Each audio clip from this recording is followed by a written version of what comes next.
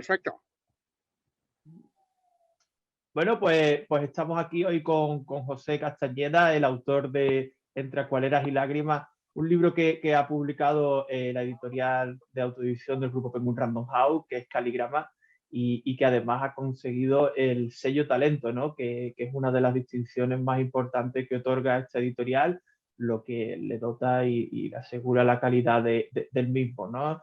Tenemos hoy a su autor desde Florida que quiere charlar, queremos charlar un rato con él y hacer unas preguntas y sobre todo que nos cuente quién es José Castañeda, qué hace aquí y por qué este maravilloso libro que la verdad he tenido la oportunidad de leer y que me ha sorprendido muchísimo y estoy seguro que este autor llegará muy lejos, muy lejos. Bienvenido, José, buenas tardes. Pues buenas, Fernando. Primero que todo, mis agradecimientos por toda la paciencia que han tenido en Caligrama. He tenido la gran suerte de encontrar acogida en esa prestigiosa casa editora, y también he tenido la gran fortuna de que alguien haya leído el libro y conscientemente haya tomado una decisión de ponerlo o darle el sello Talento, que ya me anima muchísimo. De modo que muchas gracias. Genial, genial.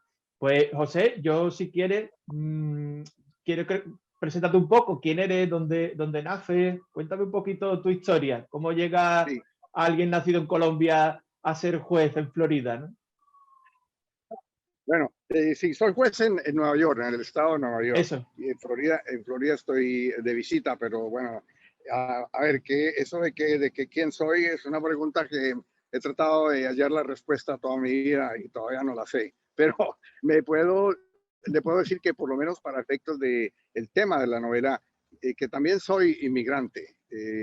Yo crecí en una ciudad de provincia muy linda, cálida, que se llama Ibagué, en Colombia. Pero desafortunadamente mis padres no tenían suficientes recursos para que yo continuara el bachillerato y tuve que interrumpir a los primeros años de bachillerato y tuve que ir a trabajar a una mina de oro en una montaña. Vaya. Bueno, el cambio entre los libros y las clases a llegar a un socavón oscuro con palas y picas y que las manos se encallaban y yo tenía aquí 16 años en ese momento, pues era un Fíjate. cambio muy drástico. Entonces, varias resoluciones que le llegan a uno de pronto por estar rodeado en un mundo que era duro, difícil, empezando porque era tierra fría, muy fría, y yo venía de lo caliente, ya con eso ya Fíjate. un choque. Como le digo, varias resoluciones que tomé personalmente, y una de ellas, empujado mucho por mi madre, que me decía que el que estudia triunfa, decía mi madre. Bueno, entonces sabía que había que estudiar. Y la otra es que yo no me iba a quedar ahí en esa cueva, en ese socavón oscuro, que tenía que salir a buscar cómo seguir estudiando. Entonces, después de un año, me regresé a Ibagué y empecé a solicitar, a ver cómo conseguía una beca, algún apoyo, alguna ayuda para continuar el bachillerato. Recordemos que en esos tiempos y aún todavía en Latinoamérica, pues la educación es costosa, aún para secundaria. Y en ese tiempo, peor. Y la matrícula y la pensión mensual que había que pagar por los estudios, pues eso consumiría una gran parte de los recursos de una familia que Claro. vive en salario. O sea que es muy difícil. Bueno, para no hacer larga la historia, después de preguntar por muchos sitios, encontré a un señor americano por su aspecto en Ibagué, y yo me le acerqué y le pedí en español más lento que podía, porque me di cuenta que él no manejaba muy bien el español, y le conté que yo quería estudiar, le conté la historia y que necesitaba un sitio para vivir y también quien me apoyara en los estudios. Y él con mucha gentileza me dijo que bueno, que siquiera viniera a la casa de él a ver si me gustaba y que me quería ayudar. Y claro, que me preguntaran en ese momento si me gustaba, es como llevar a un niño a una tienda de dulces y decir, mire, a ver si de pronto hay algo que le gusta, ¿no? O sea, que yo llegué a esa casa y había estructura muy bonita, todo, y había libros, había discos de la moda, O sea, fenomenal. Y ahí seguí, pude volver a entrar a continuar bachillerato, él pagó la pensión, todos los gastos, ¿no? Fueron los últimos 4 años de secundaria. Y al final de esos 4 años, dos cosas pasaron. Una, que yo aprendí rápido inglés con él y con ellos, otros voluntarios de los cuerpos de paz de Estados Unidos. Y la segunda es que empecé a estudiar por mi cuenta historia de la Segunda Guerra Mundial. Entonces me convertí ahí como el jovencito que andaba con libros de guerra en inglés, aprendí francés para leerlos también, y estudioso, y al final de esos 4 años me presenté en un programa de televisión en Bogotá sobre historia. El tema era la Segunda Guerra Mundial. Y estuve 6 semanas y me gané el primer premio, o sea, invicto en las 6 semanas. Y con ese dinero pude ayudar un poquito a mi familia y también volar a Estados Unidos como turista. Ahí empezó otra etapa de mi vida. Entonces ahí ya pude abrirme más caminos y entré a la universidad. Y luego hice, después de una carrera básica, hice un posgrado en Relaciones Internacionales en la Universidad de Columbia, que para mí era un sueño entrar a esa universidad. Después de graduarme, trabajé como banquero en el Citibank. Y finalmente, pues yo estaba en el Citibank en un rascacielos y para mí ese no era el ambiente, era frustrante, era el sistema de trabajo era muy competitivo y había una gran diferencia entre ese sistema y lo que aprendí en Colombia del calor humano, del compañerismo. Aquí estábamos en Nueva York, en la gran metrópoli, en rascacielos, y era todo el mundo contra todo el mundo, como el sistema del oeste, pero trasladado a una oficina.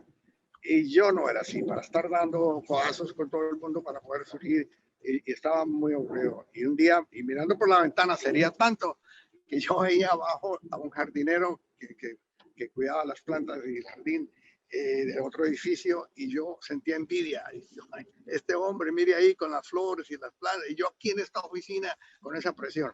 Entonces dije, tiene que haber algo fuera de ser banquero que yo pueda hacer. Y me fui a estudiar Derecho. Me conseguí una beca de nuevo y estudié en la Universidad de Pace, en una ciudad que se llama White Plains, al norte de Nueva York.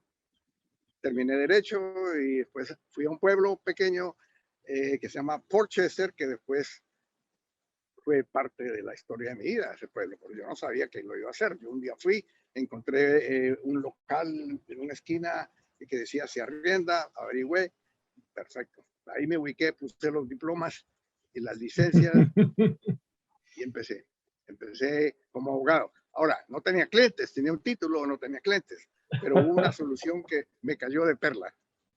Y es que había un programa de radio muy, muy conocido que todas las mañanas, que era un programa que tenía que ver con Colombia, de noticias, personajes, de entrevistas, y tenía mucha popularidad el programa radial. Entonces yo me comuniqué con ellos y les ofrecí que yo podía tener una pequeña cápsula, espacio ahí de tiempo, y le llamé el Minuto Jurídico. Y entonces yo llevaba temas pequeños, estamos hablando de minutos, bueno, se extendían a 2 o 3 o 4, pero claro, claro. El nombre de todas maneras. Y tomaba algún tema pequeñito en esa cápsula ahí que yo tenía de la oportunidad y hablaba de temas que fueran conocidos, y la gente se paraba a escuchar y muy pronto creyeron que yo era el abogado de todos los casos que yo estaba relatando. Por ejemplo, en un caso hablé de Jacqueline Kennedy y la lucha contra los paparazzis, y que tenía que protegerse, y ella les puso una demanda. Entonces expliqué, y yo decía cuál era el caso, cuáles son las ponencias de cada uno de los abogados y luego la decisión del juez. Bueno, muy pronto venía a mi oficina buscándome porque no había sido el abogado de Jacqueline Kennedy. Entonces, pero bueno, de todas maneras eso me elevó a poder tener una oficina con mucho trabajo, con mucho... Qué bueno. Había muchos clientes. En Port Chester. Y a día de hoy sigues trabajando, ¿verdad? El día de hoy sigo trabajando en la oficina muy poco, medio tiempo, Pero con el tiempo de estar en Portchester, un día me llamó el alcalde y me invitó a un desayuno con algún asistente y me soltó un bombazo que habían pensado que ofrecerme la posibilidad de yo ser juez en la ciudad. Y bueno, yo no podía creer, pero mostré toda la calma posible, pero por dentro yo estaba como así, de juez. Y sí, entonces eso hace 15 años ya. Fíjate, fíjate, 15 años. ¿Y te encuentras bien en el país? ¿Te encuentras reconocido? ¿Te encuentras a gusto en Estados Unidos? Sí, ya, pues ya me amañé, ¿no? Ya llevo medio siglo aquí, pues. O sea que aquí raíces, familia, el idioma, pero nunca he perdido, obviamente, el amor por mi cultura, por el idioma. Esa es otra cosa, el idioma Eso, es la más linda herencia que nosotros pudimos obtener de España, ¿no? Que nos de dejó el eso idioma. quería preguntarte, ¿no? Del amor, ¿cuándo surge, después de este viaje que me comentas, de esta vida que nos cuentas tan apasionante, donde, claro, es imposible no tener personajes, referencias de todo lo que has vivido? ¿Cuándo surge el amor por los libros? ¿Cuándo decides, o cuándo surge, cuándo te enamoras de la literatura? Bueno, fue por etapas, pero digamos la primera etapa en AO. Aquí alguien que pues, quiere estar en la cámara y jugar porque no entiende como un niño chiquito que no, que esté quieto. Bueno, de todas maneras, cuando yo estaba en la mina, mis compañeros fueron los libros, porque eso sí me llevé. Todos los libros de estudio los llevé allá y tiempo libre que hacía, leerlos, y había libros de literatura, sobre todo los libros de español que traían leyendas, escrituras muy bonitas. Bueno, eso fue una fase primaria. Y ya después, más adelante, cuando ya estaba en este país, empecé a leer ya más profundo, ¿no? Y tuve grandes maestros. Bueno, aún y cuando yo estaba en Colombia, estaba ya en bachillerato, surgía en esos momentos Gabriel García Márquez como Ajá. nuestro escritor. Y entonces, leyendo las obras de él, ¿no? Y ahí empezó a ¿Y seguir yo lo que hay es. algún libro en especial de García Márquez o de otro que diga, con este, Sí, sí. Bueno, hay varios y de diferentes etapas y efectos literarios. Uno, para mí, que fue fenomenal, fue El amor en los tiempos del cólera, de ajá, Gabriel García Márquez. Es un libro que yo aprecié, llegué a querer tanto y quiero tanto. A ver, le cuento una historia, por ejemplo, una anécdota. Con ese libro yo lo leía y después cuando ya empecé a escribir y quería escribir, pues volví a leerlo y lo leía ya no con la misma manera que alguien coge un libro por primera vez. Le voy a contar un ejemplo de qué me pasó ahí. Hace muchos años aquí en Estados Unidos hubo un comercial de televisión donde uh-huh, llegaban unos ingenieros con batas blancas en una sala grande y había un coche automóvil último modelo extranjero. Y estos ingenieros eran americanos, de la General Motors, digamos. Entonces rodearon ese coche y cada uno tenía sus tabletas, bueno, no tabletas, sus papeles para escribir notas y destapaban, abrían una puerta y todo el mundo, oh, ¿cómo lo hicieron los japoneses? Y destaparon el motor y, oh, pero se sentía, se oía que todo el mundo admiraba, ¿cómo lo hicieron? ¿Cómo acomodaron las piezas, el carburador, bueno, todo, ¿no? El sistema de enfriamiento. Con esa admiración tan grande. Bueno, era un comercial para la Toyota, no para el carro americano, no, sino para Toyota, orgulleciéndose, pues con orgullo presentando este nuevo modelo que los demás lo admiraban. Pues con Gabriel García Márquez, con El amor en los tiempos de cólera, a mí me pasó lo mismo, porque yo abría, ya cuando yo quería escribir ya un poco más en serio, ¿no?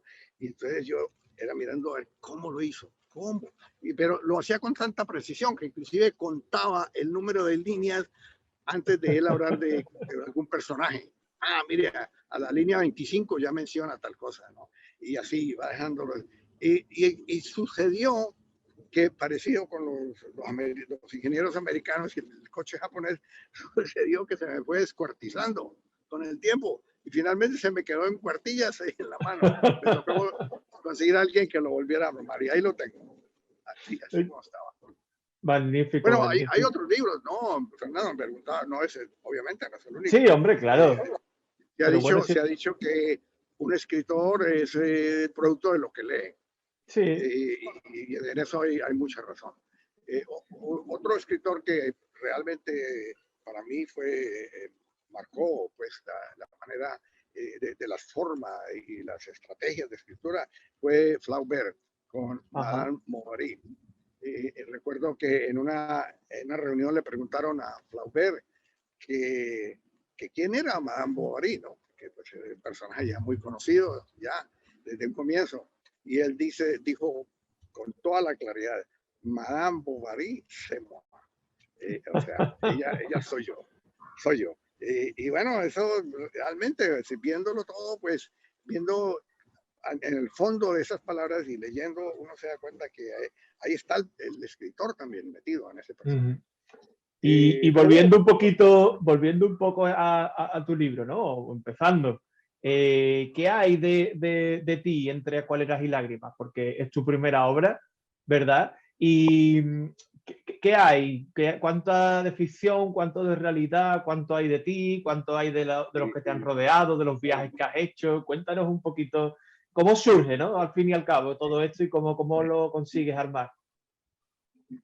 sí, bueno, le puedo responder con un poquito de humor que se me ocurre en este momento y es decirle que los dos personajes masculinos principales ahí, e inclusive parte de Elvira Semua, o sea, que también estoy yo ahí metido en esa historia. Pero surgieron, a ver, la idea de esa novela surgió a raíz de que con un compañero abogado ganamos una demanda civil y nosotros fuimos al Ecuador a entregar el cheque de esa demanda, el producto de esa demanda. Y ahí me di cuenta en ese viaje lo que era la fibra de la inmigración o el efecto tan complejo que la emigración, es decir, de la gente que emigró del Ecuador, que dejan en su tierra, en sus familias, en las ciudades, en los pueblos, esos vacíos, es un efecto muy grande, poderoso, Porque que podemos puede decir que tener.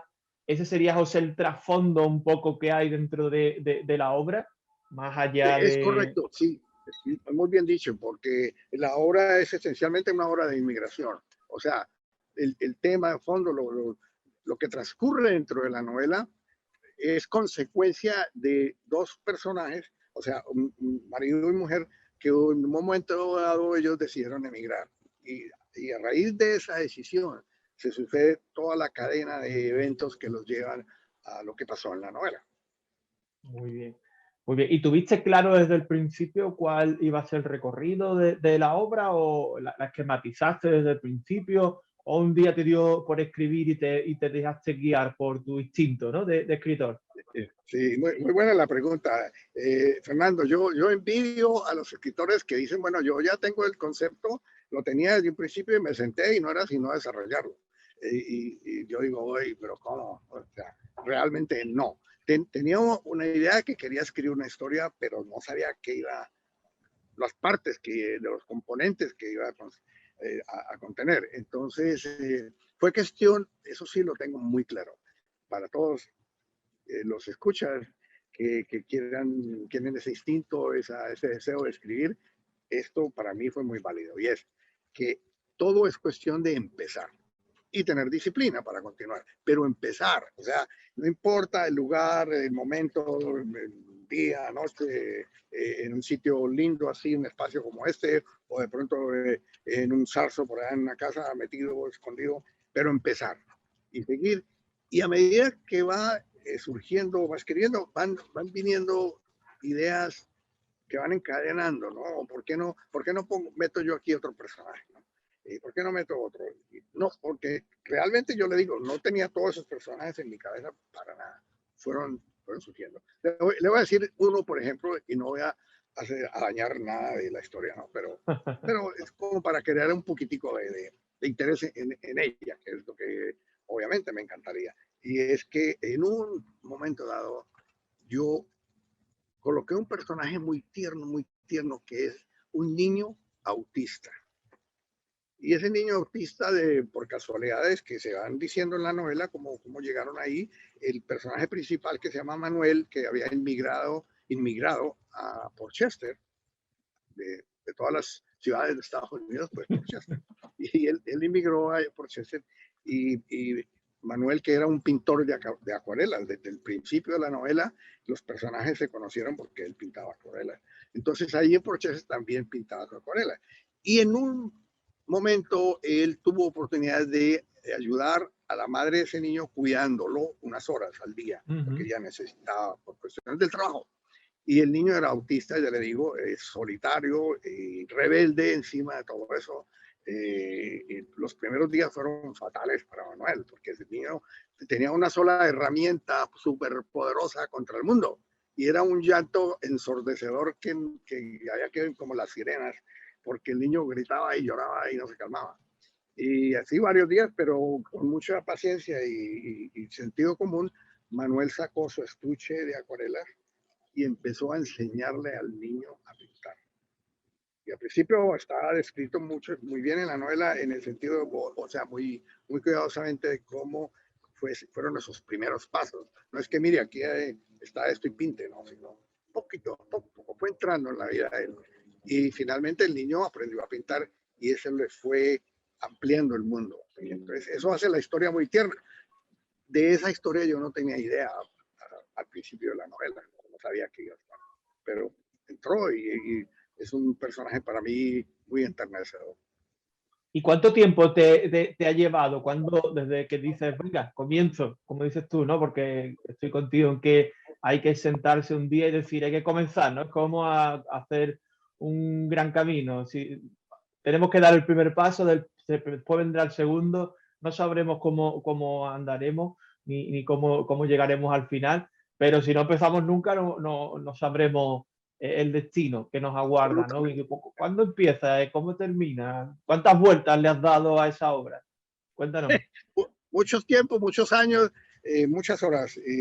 Yo duré en total, casi 11 años, desde las primeras páginas que escribí hasta finalmente que de pronto tuve la gran fortuna de conectarme con Caligrama y que me dieron su guía y poder estar ahora, ser miembro de esa familia. Eso, un espacio más o menos de 11 años. Bueno, eso incluye viajes al Ecuador, bastantes para entrevistar gente, viajes a España, porque el otro personaje principal, la esposa de Manuel, termina yéndose a España en lugar de venir a Portchester, por razones que están descritas en la novela. Entonces fui a España y entrevisté gente que trabajaba en restaurantes, chicas que tenían más o menos la misma sistema de vida que yo quería poner en el vida. Es mucha dedicación, pero tiene sus premios, porque uno va aprendiendo, uno va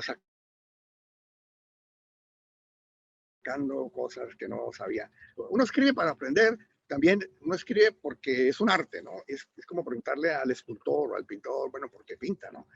Hay parte de su alma ahí, quiere hacer algo que signifique, no deja parte de la vida. Y por supuesto, parte de mi vida ya está en esos dos personajes. Ahora, no todos esos 11 años es porque una novela tenga que tomarse todo ese tiempo, para nada, pero como era la primera vez que yo escribía, entonces yo no tenía un mapa, sino tenía que irme como por un laberinto, tropezaba, me devolvía, entraba por otro lado y si tropezaba me devolvía. A ver, le voy a contar parte de esos tropiezos. Tuve la gran fortuna de encontrar una señorita que es profesora de una academia de escritura en Madrid y ella con gran entusiasmo se dijo que sí, que iba a leer lo que yo llevaba, ¿no? De manuscrito, ella llevaba bastante. Y, y el gran choque para mí es que cuando me lo regresó, había tachado y hojas de las que yo había gastado mucho tiempo escribiendo e investigando. Y la respuesta, cuando yo preguntaba por qué, la tachaba, y me decía, no es que esté mal escrita, lo que pasa es que no aporta. Entonces, en mi casa, la mantra, ¿no? Pues, oiga, no aporta, entonces, ¿qué hago? Si no, o sea, pero realmente aprendí porque uno tiene que estar cuidadoso de que un escritor no está obligado a poner todo lo que se le ocurra y todo lo que tenga en su mente, porque va a ser una masa ahí deforme. Tiene que cuidarse de que aporte a la estrategia de la novela. Eso es un punto de inflexión, ¿no? Creo que también dentro de la escritura, como yo también me dedico a ello, el primer día que alguien ajeno, con un juicio crítico, un corrector, coge nuestro manuscrito y nos lo destroza prácticamente, ¿no? Es decir, bueno, ¿y esto por qué está tachado? ¿Y esto por qué? Pero si además lo he reescrito 100 veces, ¿no? Pues aún así hay cosas que al fin y al cabo el proceso de escritura no acaba cuando termina de escribir la obra, sino que hay más pasos, hay más profesionales que intervienen en ella y llegan a un final, ¿no? Que suele ser el libro. Pero del manuscrito al libro también hay muchos pasos y uno de ellos es crítico, ¿no? El dar a leer a alguien que puede indicarte cosas que a lo mejor no te habías planteado, pero tú has preferido seguir ese camino. Y bueno, hay muchas posibilidades de afrontar eso, pero yo creo que quien lo asume como que puede cometer errores y que al fin y al cabo las personas que te rodean están para ayudarte, son los autores que al fin y al cabo llegan, ¿no? Quien se obceca siempre una Estar a idea, la no, sombra. eso tiene que ser así, creo que... Pero bueno, es verdad, yo creo que ese momento de primera vez que sale de nuestras manos, ¿no? Que le damos como nuestro niño a alguien, es Sí, sí. cuando es duro, pero una vez que se pasa ya nos acostumbramos un poquito más, ¿vale? Una cosa que quería yo preguntarte, la obra, ¿vale? Tiene dos personajes principales, has dado algunas pinceladas, ya nos has dicho que los personajes masculinos están un poco, digamos, dentro de ti, pero ¿quién es Elvira? Porque a mí el personaje de Elvira, sobre todo porque yo creo que al fin y al cabo Entre acuarelas y lágrimas es una obra de amor romántico entre dos personas, de amor romántico tuyo por la literatura y por la libertad, ¿no? Yo creo que el camino de Entre acuarelas y lágrimas al final te lleva al cabo a un mundo, a más amor. Es decir, la obra resuma amor por todas partes y es muy tierna en muchos sentidos, en cómo se trata la literatura, cómo se tratan los personajes y ¿dónde sale Elvira? ¿Quién es Elvira? ¿Dónde está? ¿O quiénes son?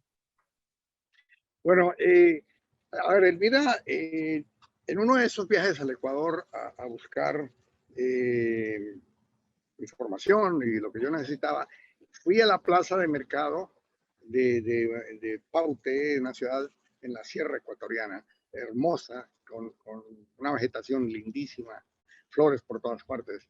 Y como yo tenía ya la idea de que el personaje principal masculino mío era, no solamente pintaba acuarelas, sino que vendía hierbas medicinales del lugar. Entonces yo fui a eso, a buscar, ¿no? Ideas, qué tipo de hierbas se venden, y cómo es el mercado de esos productos. Y allí vi una chica que desde que yo la vi, me pareció pues encantadora, con una sonrisa especial y tenía un perfil de la sierra, pero que es hermosísimo porque era una piel cobriza, muy natural, con una sonrisa muy natural y se desenvolvía en su medio tan bien, ¿no? Con los clientes y con las hierbas que envolvía y entré en diálogo y yo por dentro dije, esta mujer es preciosa, o sea, es una riqueza de un ser humano ahí y sabía ya los remedios para las personas que venían, que les dolía el estómago al uno o cualquier otra cosa, y ella también sabía. Bueno, esa es una Elvira que me sirvió, a esa chica que conocí, me sirvió para llevarla en el imaginario todo el tiempo. O sea, yo no tenía Ajá. sino que cerrar los ojos y verla e imaginármela a ella en Madrid, porque mi personaje termina en Madrid, había dicho. Entonces me la imaginé trabajando en un restaurante, era muy seria, muy calmada, pero también de una personalidad, un carisma tremendo, que finalmente yo salí enamorado de la Elvira, por todo, ¿no? Le puse todos los atributos que uno quiere ver en una mujer, ¿no? Pero total, esa es la Elvira. Una mujer modelo, porque es que en nuestro país, bueno, en todo el mundo, pero en los países latinoamericanos, la mujer tiene una fuerza extraordinaria para sostener el hogar y ayudar, y son las luchadoras. O sea, que no haya reconocimiento es otra cosa, ¿no? Pero llevan la batuta. A ver, le cuento algo, hasta lo que llevo de ventas de la novela, porque es muy reciente que salió, pero me han escrito personas que me dicen que la atracción principal para el tipo de población es la mujer que la Sí, leen, que atrae probablemente. más a la mujer, sí. Lo cual me sorprendió un poco porque tengo dos personajes masculinos muy importantes, que son Manuel y también un personaje que entra después en Madrid, donde hay un acercamiento romántico un poco con Elvira y del español, un español donde ella trabajaba. Bueno, pero sí, parece que un grupo que de más atracción es femenino.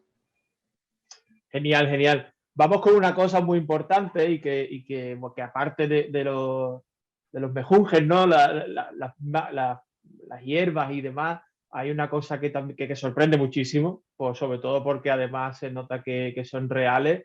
Cuando uno lee el libro, incluso si tiene un poquito de tos, dice, oye, a ver si tengo un poco de esto por aquí, me voy a hacer una infusión, ¿no? Creo que esa parte documental es magnífica.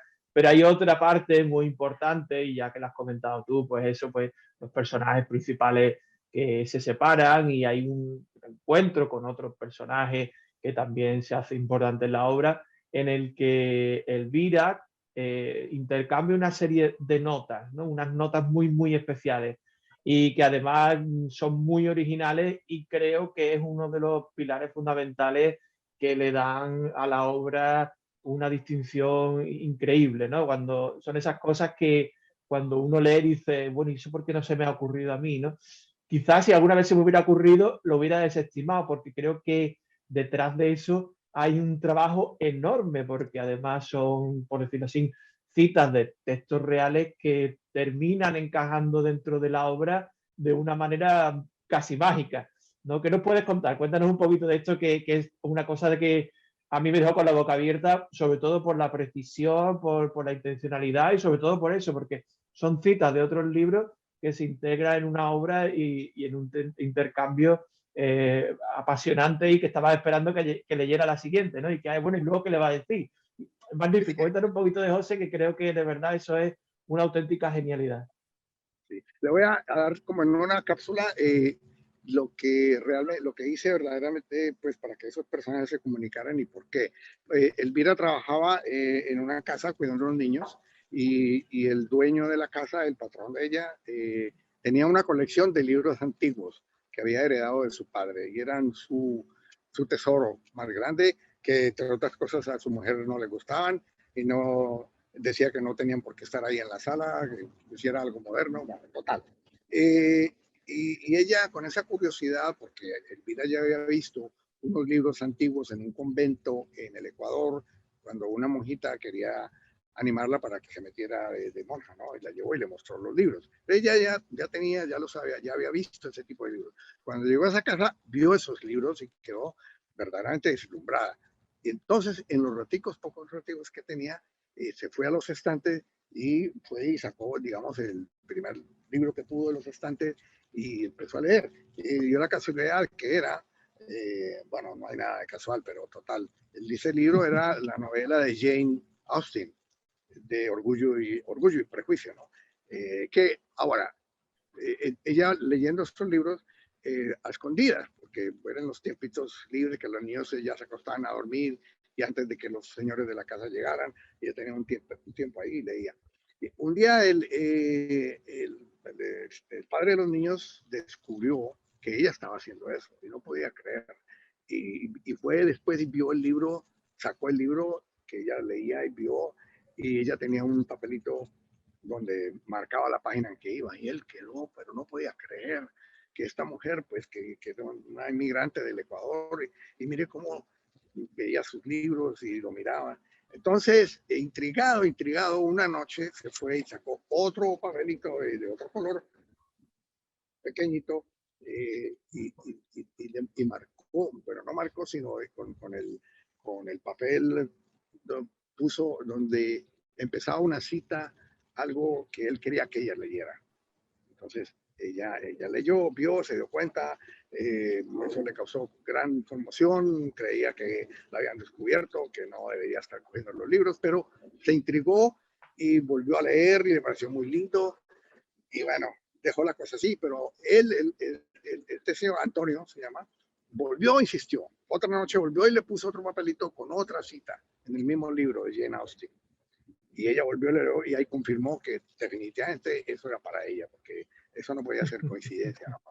Y quedó tan intrigada, y un día después fue ella la que puso otro papelito de otro color, también en un libro antiguo, ¿no? Y ella abrió y ponía el papel ahí, ponía una flechita en el papel y cerraba y lo guardaba. Se veía el papelito por encima.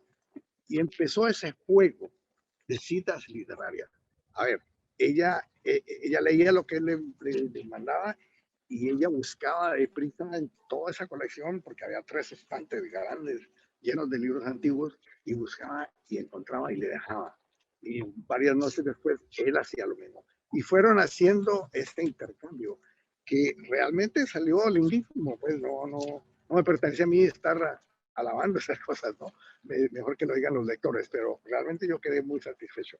Le puedo decir con toda sinceridad que si he hecho alguna contribución, ya desde mucho, a algo de la literatura, porque yo no lo he visto en ninguna parte.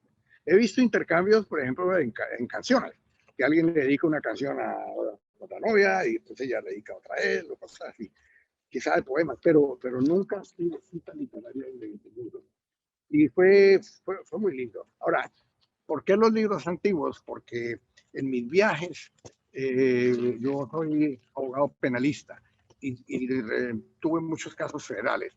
Y en los viajes siempre iba a los pueblos a buscar tiendas de antigüedades, y libro antiguo que yo veía, pues eso yo lo compraba. Entonces, tengo una colección. Entonces, la mayoría de estos libros que están citados en la novela es porque yo los tengo, los míos, y los abrí y los pude leer con detalle, y algo que hice en la novela para interés del lector, y también el mío propio, porque uno va aprendiendo, es describir el tipo de encuadernación. Es decir, hay libros que tienen las venas mal marcadas en el lomo, el tipo por dentro. Aquí tenemos un comentario del espíritu de las leyes de Montesquieu, y ahora eso es una absoluta joya. Aparentemente el primer dueño como que le marcó el nombre, después 1882. O sea, es una absoluta joya, ¿no? De esos son los tipos de libros que había en la casa donde trabajaba. Pero de ahí viene ese proceso. Pues insisto, es algo mágico, es algo único, como tú dices, y yo tampoco lo he visto en ninguna obra. Si es verdad que canciones puede ser, que haya habido intercambio de poemas, de correo electrónico, evidentemente, y cosas así, pero un intercambio de cartas de amor a través de citas de libros no lo había visto nunca, y además sorprende mucho por la intensidad, porque además como encajan. Y ya digo, supongo que habrá sido un trabajo enorme. ¿Qué porcentaje de la escritura o de la documentación de la novela dirías que te ha llevado esto? Porque supongo que te ha llevado bastante tiempo, no ha sido fácil. Bastante tiempo, sobre todo que uno no abre un libro y de una vez encuentra ahí lo que quiere, ¿no? Claro, Y a claro, veces claro. puede leer casi todo el libro y no encontró nada, entonces deja de hacerlo un lado. Pero yo diría que estuve en un periodo de varios años en eso, ¿no? En esa búsqueda, en esa cacería de citas literarias. Algo que encajara a ese intercambio entre ellos dos. No es la primera cita ahí, sino que tenía que tener algún referente de alguna lección, algo que él quisiera impartir. Estupendo.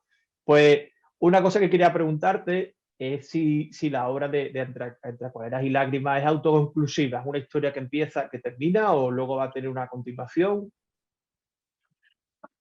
Bueno, después de todo ese esfuerzo de tantos años, ah, todavía no estoy con la mente de decir, bueno, ya voy a sentarme a seguirla. Pero sí hay espacio de cómo seguir, porque al final los personajes principales pues quedan y siguen en su curso de su vida, pero se pueden juntar en alguna manera, en algún momento. Pero también he estado por otros lados explorando posibilidades y últimamente le está dando un poco más atención a otra historia que tiene que ver con la nostalgia, Ajá. que de mayor o menor manera nosotros sufrimos, sobre todo las que tenemos ya más de ciertos años, y vivimos de las nostalgias, ¿no? Entonces, tengo una idea de un personaje que salió de Cuba, y si usted ve a cualquier cubano en cualquier parte del mundo, en España que hay tantos refugiados cubanos y en Estados Unidos, por supuesto, en Miami, usted sabe que encuentra una enorme riqueza de nostalgias. Es decir, usted no tiene que sino mostrar algún interés y dar alguna palabra clave para destapar esa caja de nostalgia, inclusive llegar hasta las lágrimas, porque son personas que han dejado un mundo muy rico, muy grande, con toda una tradición familiar para venir a otro lado, a otro país y empezar de nuevo. Es un tema que me apasiona, eh, hay mucho que explorar y hay mucho que decir también acerca de eso. Y si tuvieras que resumir tu libro, ¿no? Estamos aquí, imagínate que tienes que convencer a mí de que lo lea. ¿Por qué tendría que leer el libro de Entre acuarelas y lágrimas? ¿Qué me va a dar a mí que no pueda ofrecerme otro libro? Sí, yo creo que una característica principal de mi novela es la riqueza que contiene, riqueza en temas, en detalles, en cositas que de otra manera, pues de pronto el lector no las hubiera visto en otra parte, ¿no? Entonces, yo creo eso a todo el mundo nos gusta, ¿no? Lo aprendí de García Márquez, que uno abre un libro de García Márquez y uno se enriquece en cualquier cosa que él cuente, puede ser, por más simple que sea, lleva algo. A ver, por ejemplo, yo tengo a Manuel que cuando estaba viviendo con su madre y su abuelita en Paute, ellos tenían muchos animales y cuando se enfermaban los animales, ellos mismos o él los curaba. Y en un momento dado se enfermó una gallina del buche que se le empanizó y él operó esa gallina. A ver, Ajá. él cogió la gallina y la abrió y la amarró en las patas y suena muy cruel, pero bueno, le abrió el buche y le desocupó y le enjuagó con aguasal y la dejó y cerró de nuevo con una aguja con hilo de coser botones, pegar botones. Y ese fue lo que hizo Manuel. Bueno, le cuento que es que yo vi a mi madre hacer eso. Nosotros cuando yo estaba pequeño vivíamos en una casa grandísima donde había un solar muy grande y con uvas, un uval, y ya tenemos gallinas y vi a mi madre hacer exactamente lo mismo. Bueno, es una pequeña anécdota que se va a ver en la novela, es parte de la riqueza de la novela.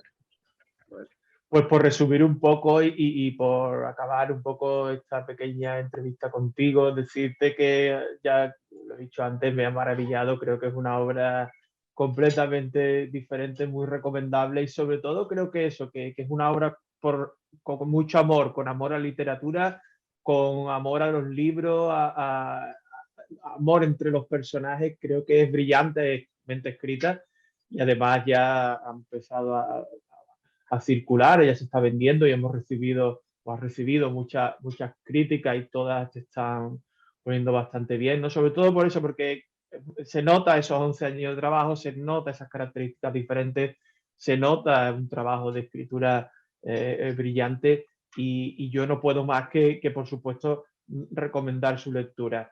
Se puede adquirir ya en Amazon, tenéis la posibilidad de adquirirlo también en formato físico, en digital, y desde aquí quiero agradecerte tu tiempo, gracias por este ratito de charla.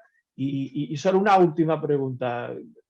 ver, sí, nos va a dejar mucho tiempo más esperando el próximo, porque hay una cosa muy, muy importante, es cuando alguien conecta con un autor como tú, en este caso yo lo he hecho con tu libro, me deja un hueco en el corazón no tener nada más que leerte, no más que gracias. leer de ti.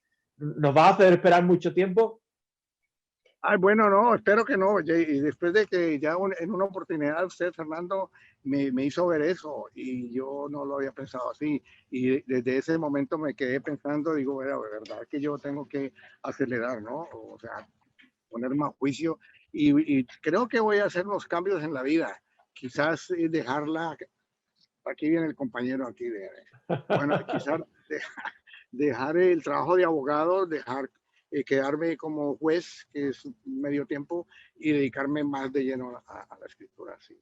Pero bueno, una cosa que me preguntaba de que una frase de la novela, pero algo que sí quisiera dejar con los escuchas en este momento, es la idea que a mí me encantaría que esta novela, que en el momento que llegue a sus manos, eh, que pronto pase al corazón para quedarse ahí. Eso. Pues creo que nada más, lo vamos a dejar aquí si te parece bien. Te agradezco mucho tu tiempo. Abraza ahí al perrito, quiere más atenciones, dedícale ¿Y todo qué es lo ya que si quería? quieres. Lo escuchó, lo escuchó. Menos mal que es Fernando, muchas pequeñito. gracias. Muchas Que gracias un por verdadero su placer tiempo. y que esperamos verte otra vez pronto con otro nuevo libro. Bueno, también ojalá que esto que ha comenzado en Caligrama llegue mucho más lejos. Yo confío que sí. La obra, como ya te he dicho alguna vez entre nosotros, habla por sí sola, está escrita magníficamente. Creo que este es el primero de muchos libros y algún día yo diré que fui de los primeros en leer a José Castañeda y creo que será un verdadero honor. Pues muchas gracias, Fernando. Muchas gracias. Y claro, invito a todos los que nos han escuchado hoy a que tengan en sus manos esa obra para que pronto pase a sus recuerdos. Muchas Pues gracias. nada, lo dejamos aquí. Muy, muy buenas tardes y hasta la próxima. Bueno, hasta luego entonces. Hasta Adiós. luego, gracias. Gracias. Okay.